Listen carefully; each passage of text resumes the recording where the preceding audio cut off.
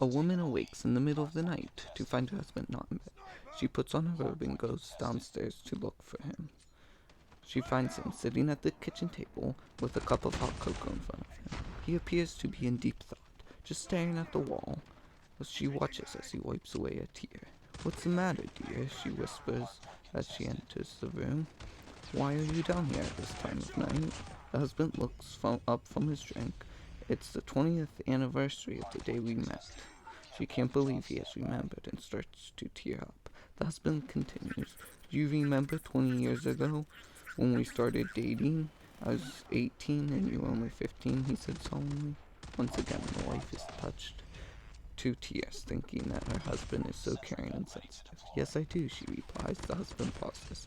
The words were not coming easily. "Do you remember when your father caught us in the back seat of my car?" "Yes, I remember," said the wife, lowering herself into a chair beside him. The husband continues. "Do you remember when he shoved the shotgun in my face and said, 'Either you marry my daughter or I'll make you spend the next 20 years in prison'?" "I remember that too," she replied softly. He sighed. As he wiped away another tear from his cheek, he said, "I would have gone out today."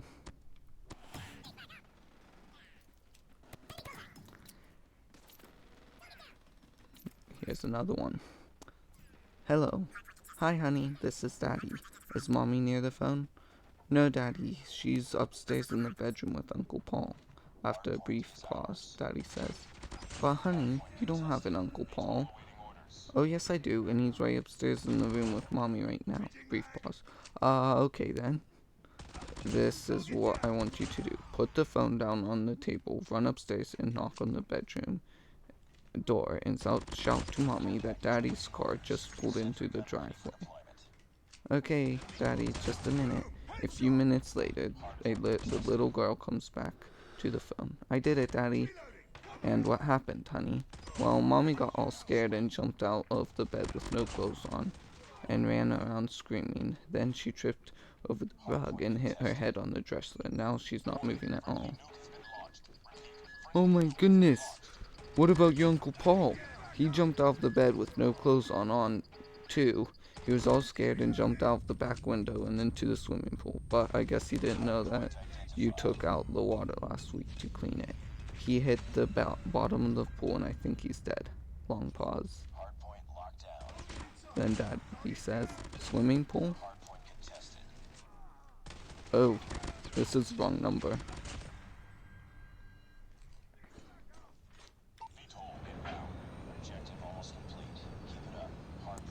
Okay.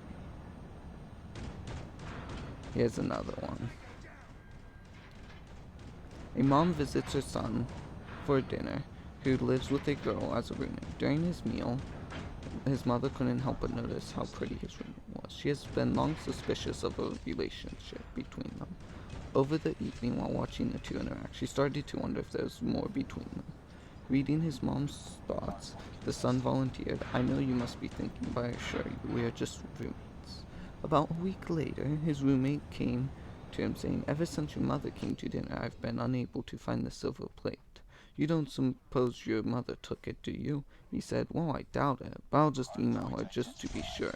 He sat down and wrote, "Dear Mom, after your visit to me, the silver plate has been missing. I'm not to say that you did take the silver plate from my house, and I'm not saying that you don't take it, but the fact remains that it's been missing ever since you were here for dinner. Love, your son." Several days later, his mother sent a message saying, "Dear son, I'm not saying that you do sleep with your roommate, and I'm not saying that you don't.